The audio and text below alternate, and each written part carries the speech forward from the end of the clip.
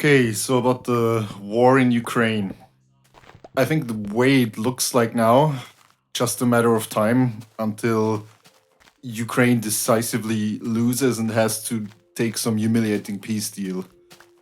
It seems already like they're running out of people. Russia still has some reserves, but Ukraine, they have too little soldiers already. And you know, it is in war, people get killed. So every day their numbers are dwindling and it's becoming more and more dangerous for them. And yeah, I think a lot of people in the West are kind of deluding themselves, like, oh, we're gonna send them the Taurus rockets and it's gonna change things. Like, or people are like talking about more sanctions. Like, bro, just one more sanctions package. Like number 25 is gonna work for sure. Just one more sanctions package. Putla's economy is gonna collapse any day now. I swear, bro. I don't think there's gonna be much happening on that front. Really, I think the only way for the EU or NATO to really tip the scales or to change the outcome would be boots on the ground, and that would basically be World War III. So I don't think they're gonna do that. Like who knows? Maybe they're even that crazy enough for that. I hope not. I don't think so. I hope I'm correct that we will not see boots on the ground. But then I think the end for Ukraine is gonna be pretty uncomfortable. Like Russia is gonna keep pushing and pushing until Ukraine basically has to give them pretty much everything that they want. It's gonna end with like large land concessions. Ukraine is probably gonna be demilitarized. They're gonna lose most of the political sovereignty. Like Russia will want them completely neutered and basically easily controllable. I fear that's what's gonna be the end for Ukraine. And like the longer you wait, the more painful and humiliating the peace deal is gonna be. But I think no one really talks about what's gonna happen with the EU and Europe after peace in Ukraine. Because we have invested so much in the war and still if you it's slowly changing, but if you read the news you still get like the idea that oh we're gonna somehow win this or we're gonna have a peace deal that's gonna be good for us and good for Ukraine, and we're gonna really stick it to the Russians. So once the war ends, there's gonna be this like realization in Europe that we actually lost a war, and of course there's gonna be all the painful consequences that come with losing a war, like financially there's gonna be a lot of damage, like all of the money we spent. Who knows, maybe Russia will even demand some sort of reparations. We're gonna probably want to help Ukraine rebuild a bit, so it's still gonna be very expensive after the war ended. And of course the political consequences, we're gonna have egg on our face, we're gonna look like idiots. Well, our leaders will look like idiots, but you know what can you do? They are somehow our representatives, apparently, I guess. And yeah, I think we're gonna face maybe some scenario akin to what Germany went through after they lost World War One, where there was this conspiracy theory. It's called Dolchstoßlegende, like the stab in the back, where a lot of people believe that Germany actually was perfectly capable of winning World War One and would have won World War One if not for traitors in their own among their own people in their own government that like stabbed them in the back and prevented them from winning. And I think we might see something like this in Europe. Like after the war, a lot of the politicians will shift blame, like, oh, it's not our fault, it's those traitors in our own midst.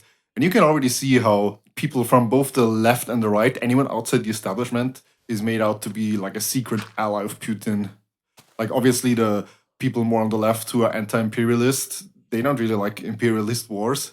So they are like very much in favor of peace. This gets them branded allies of Putin and even like Nazis or whatever.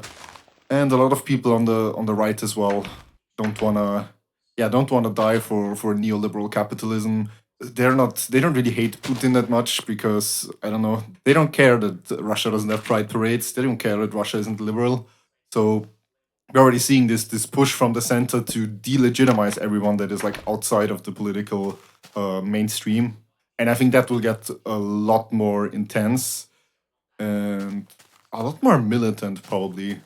Like in Germany, there are a lot of older like boomers who have more of a positive association with Russia, probably because they grew up maybe in the GDR, where like the Soviet Union was seen as an ally. They have seen them post like, "Oh, we should be allies with Russia. We should be friends. The Russians are not our enemies." And I mean, I don't think the Russian people are my enemies, but it's this kind of like boomer political messaging. And I think in Germany we're gonna see a lot of repression directed towards that. People will see, like if you live in certain European countries, you already know the classic getting your house raided, the police take all your electronics away from you because you had some spicy opinions online. So I think that's gonna increase a lot. And then of course on the level of the individual countries of Europe, we might see a lot of fracturing already.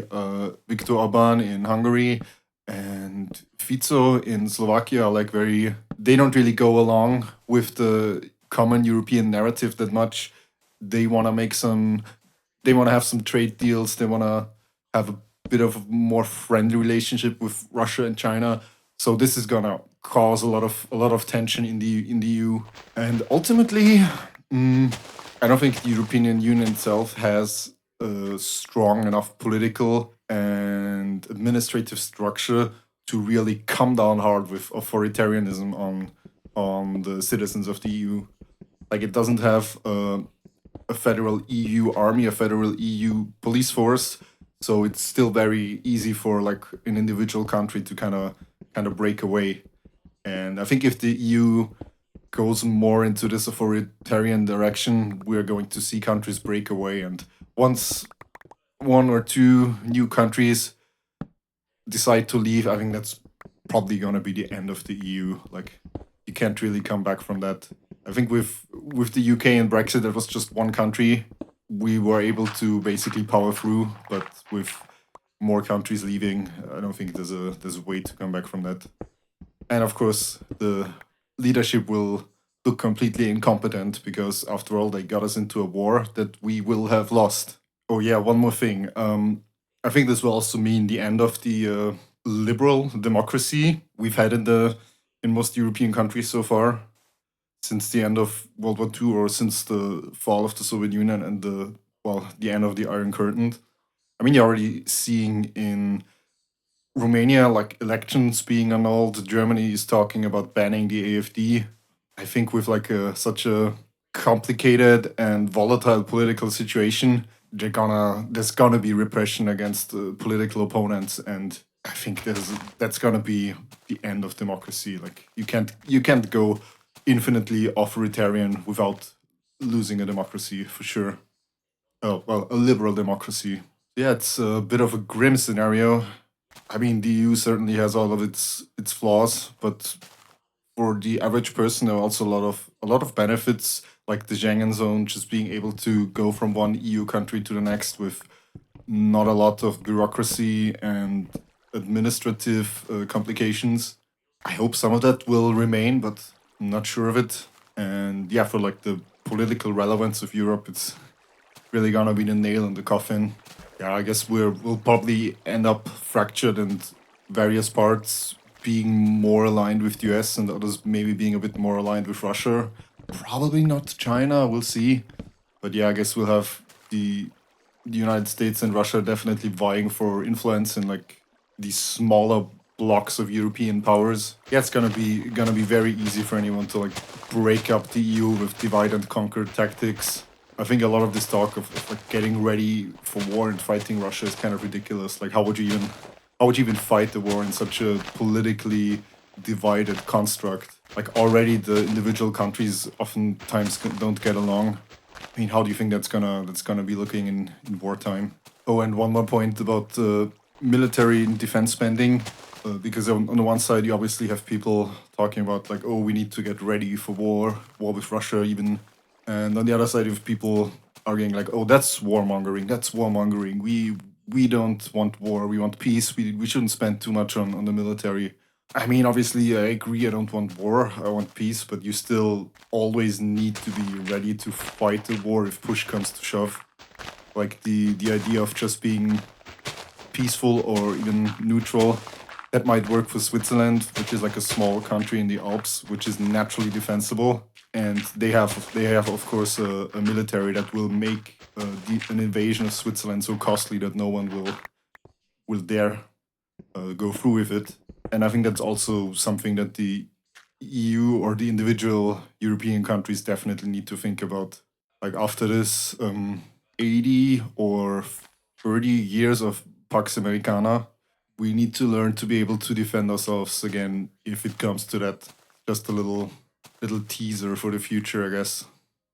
But yeah, let me know in the comments. Are you excited to give your life to deliver profits to shareholders or to hold up the values of the rainbow flag? Let me know in the comments. And yeah, until next time, always remember to whatever I forgot.